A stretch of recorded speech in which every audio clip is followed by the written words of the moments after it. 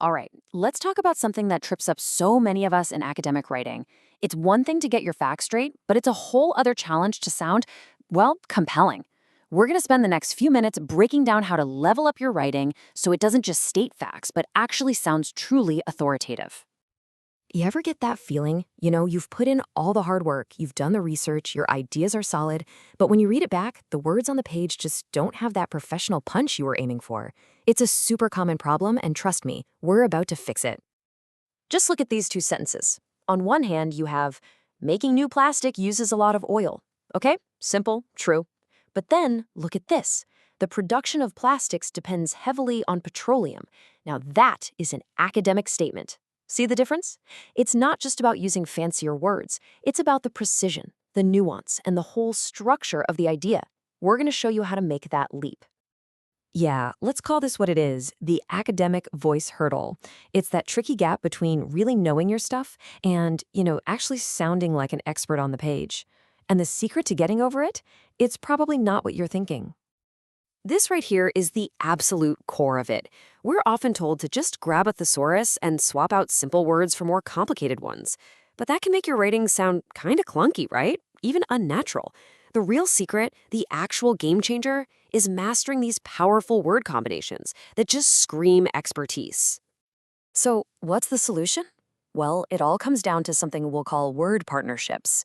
Honestly, you can think of them as the secret handshake of academic writing. They're these subtle little combos that show you belong in the conversation. And once you start to see them, I promise, you'll see them everywhere. Now, the technical term for this is collocation, but word partnership just nails it, doesn't it? These are simply words that experienced writers and speakers know just fit together. They're the building blocks that make your language flow and sound incredibly professional. Let's look at some real-world examples. Think about it. You don't just do an investigation, you conduct one. You don't just ask a question in a paper, you pose one. An idea doesn't just have an important role, it plays a pivotal role. Each of these little partnerships carries so much more weight and precision than the words would on their own. Okay, so let's take this idea and apply it to a really crucial part of academic writing, talking about data. Numbers and quantities are often the entire backbone of your argument, so the language you use around them is absolutely critical. Using vague words like a lot or many can seriously weaken your argument. It makes it sound subjective, almost like a casual observation. But when you use precise, formal language for your numbers, it does more than just sound better. It builds your credibility as a careful, analytical writer. Take this for example. You could totally say more than 20 million euros, and you'd be correct. But saying a project secured funding in excess of 20 million euros, well, that has a formal, official tone to it. It adds this layer of authority. It's a tiny shift, but the impact is huge. And check out this comparison. More and more people just tells you there's a trend. But a steadily increasing number of people, now that adds a layer of analysis. It describes the pattern of the change. It's steady, see? This is how you make your data tell a much richer, more compelling story. Okay, so we've got our word partnerships, and we're being precise with our numbers. Now let's zoom out a bit. How do we use language to build the actual structure of a really powerful argument? You should think of these verbs as signposts. They're your way of literally guiding the reader through your train of thought. When you write, "this paper addresses," you're setting the stage. When you say, "this study challenges," you're signaling a turn, a new perspective. You're not just dropping facts on the page, you're actually controlling the narrative of your argument. And now for a bit of a pro-level technique, using imagery. Metaphors aren't just for poetry or creative writing.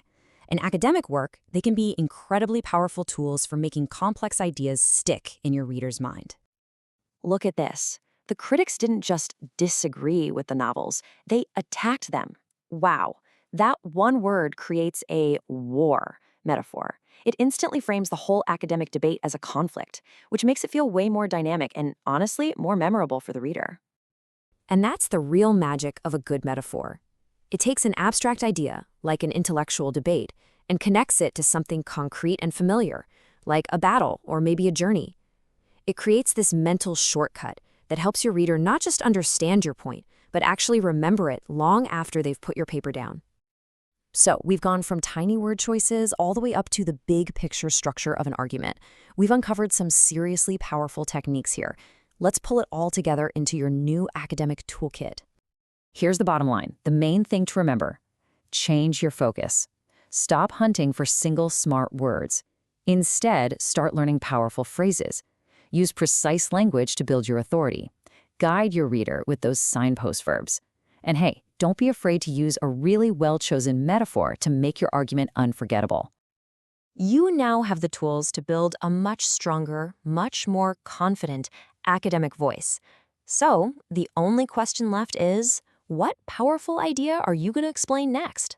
Go for it.